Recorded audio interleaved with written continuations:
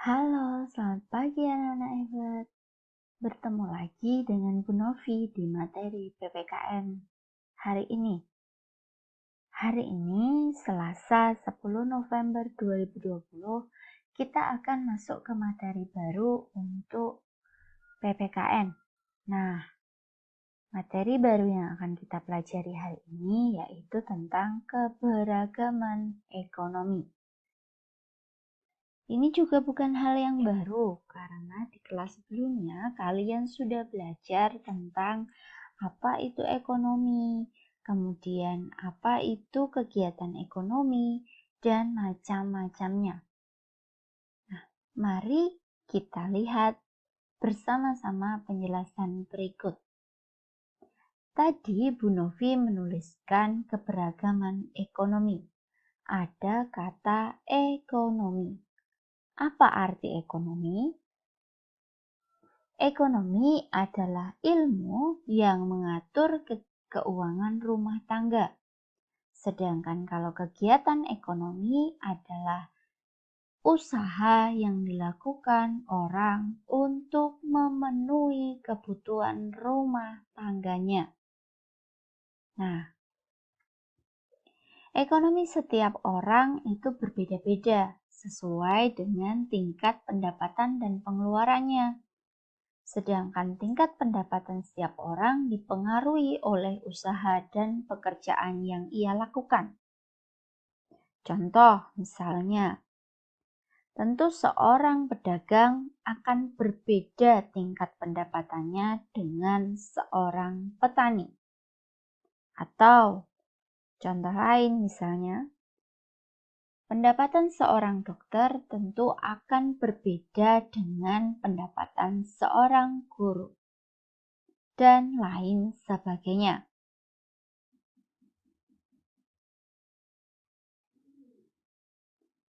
Nah, berkaitan dengan ekonomi, ada yang disebut dengan status ekonomi. Status ekonomi adalah kemampuan ekonomi suatu keluarga untuk memenuhi kebutuhan hidupnya. Status ekonomi berkaitan dengan yang namanya status sosial. Status sosial yaitu kedudukan seseorang atau keluarga tertentu dalam masyarakat. Status sosial seseorang dipengaruhi oleh tingkat pendidikan, tingkat pendapatan, gaya hidup, kedudukan dalam masyarakat, dan lain-lain. Misalnya, tingkat pendidikan. Orang yang mempunyai pendidikan lebih tinggi akan lebih dipandang sebagai orang yang mempunyai status sosial lebih tinggi daripada orang yang lulus atau tingkat pendidikannya lebih rendah. Konkretnya misalnya, kalian merupakan lulusan sarjana, sedangkan nenek kalian lulusan SMP saja atau SMA. Nah, secara status sosial, kalian akan lebih dipandang atau lebih tinggi status sosialnya dibandingkan dengan nenek atau kakek kalian. Tingkat pendapatan. Semakin tinggi tingkat pendapatan seseorang, pada umumnya memiliki status sosial yang lebih tinggi juga. Dan lain sebagainya. Kalian bisa melihat tentang gaya hidup, kedudukan dalam masyarakat. Kedudukan dalam masyarakat contohnya misalnya, ayah kalian misalnya sebagai seorang yang menduduki jabatan ketua RT, ketua RW, atau bahkan dukuh. Oleh masyarakat, status sosial orang tua kalian yang menduduki jabatan sebagai RT, RW, atau dukuh akan dipandang lebih tinggi daripada keluarga atau orang-orang yang hanya masyarakat biasa tanpa kedudukan.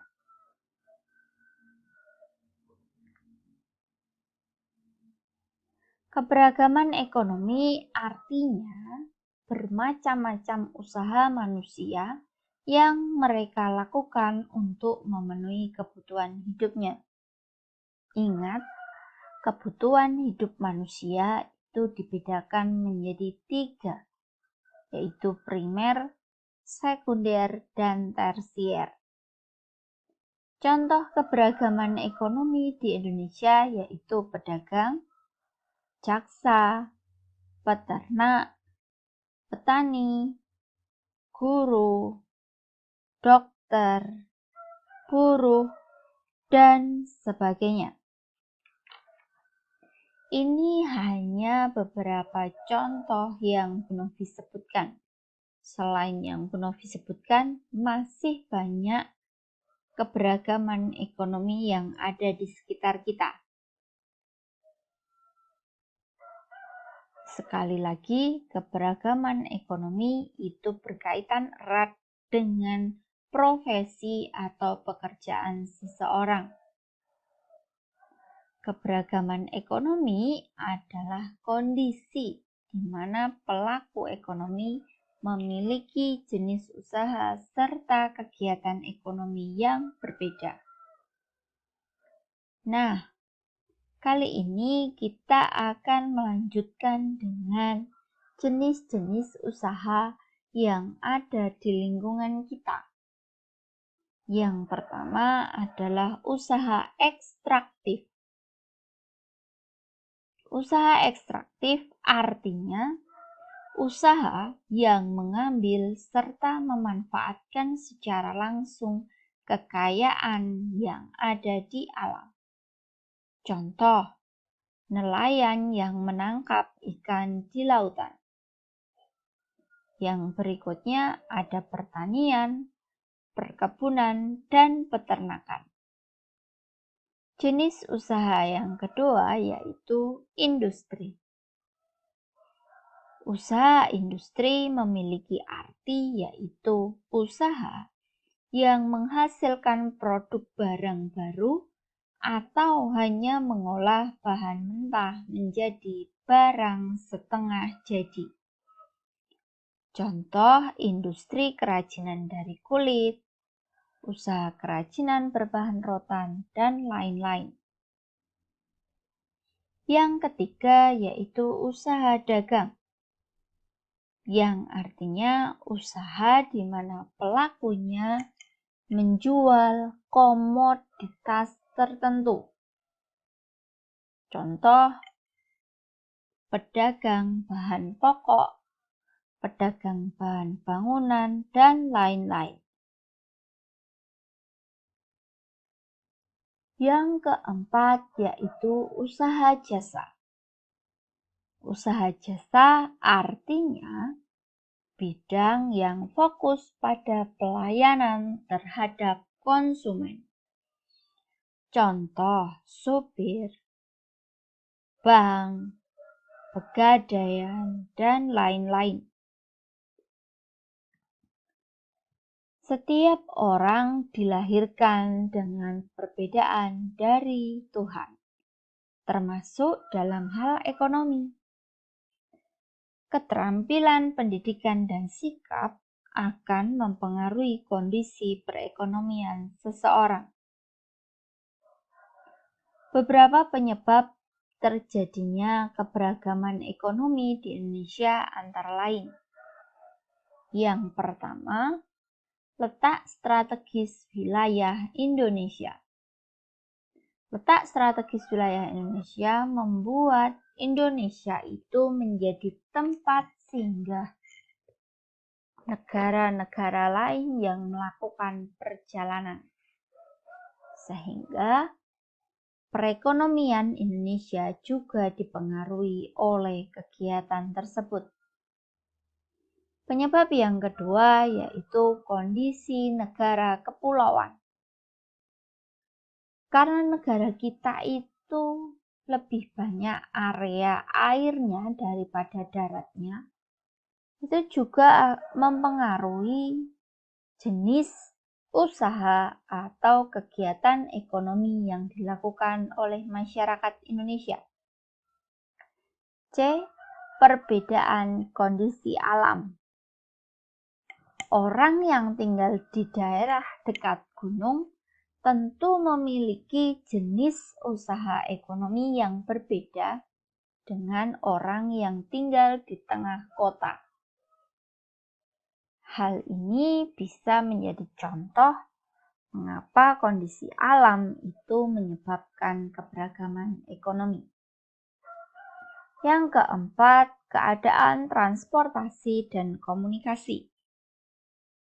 Daerah yang mudah dijangkau, transportasi, dan bisa lebih mudah melakukan komunikasi.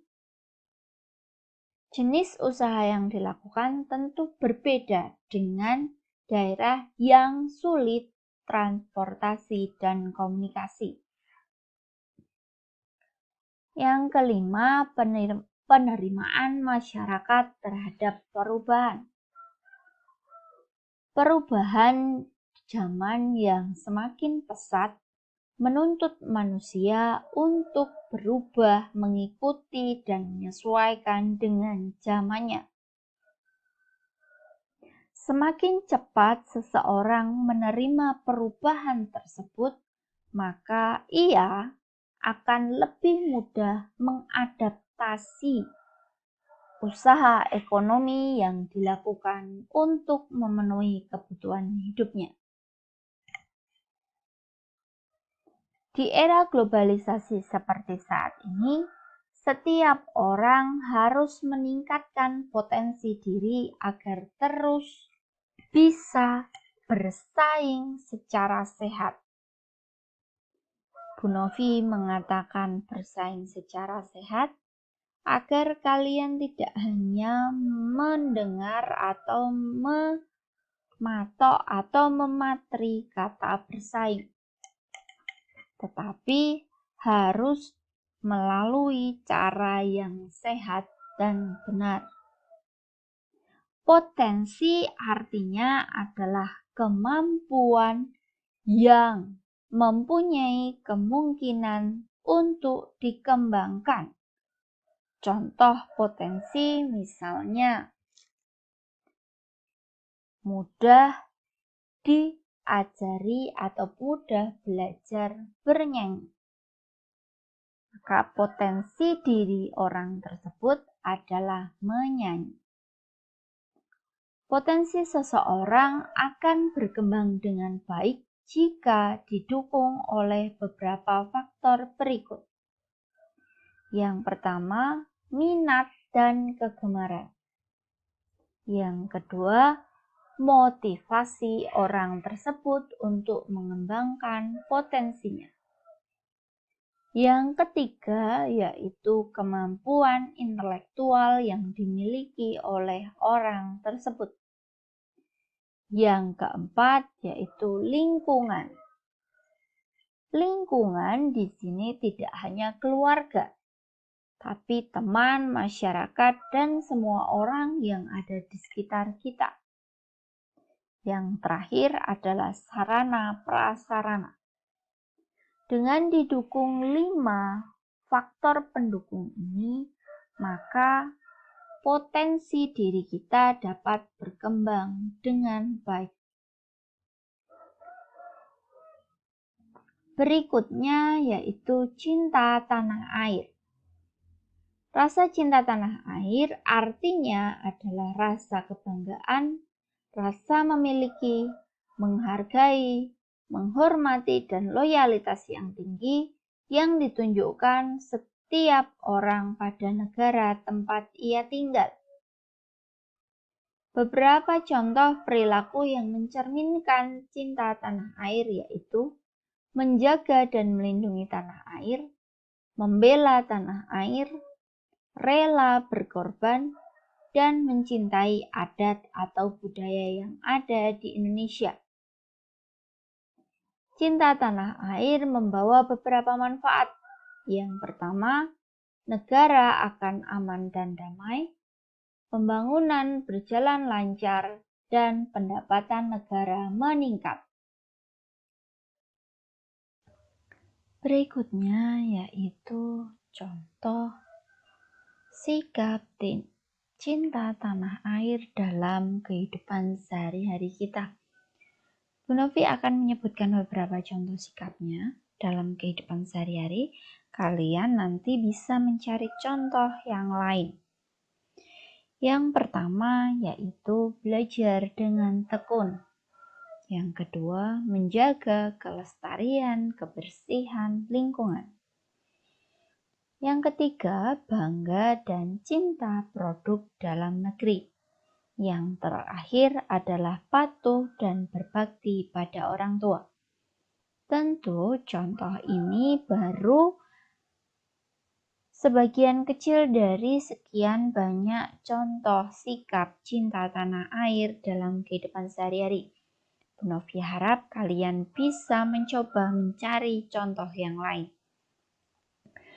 Demikian penjelasan hari ini. Tugas kalian hari ini yaitu silakan kalian buka buku Bina Prestasi Tematik halaman 211.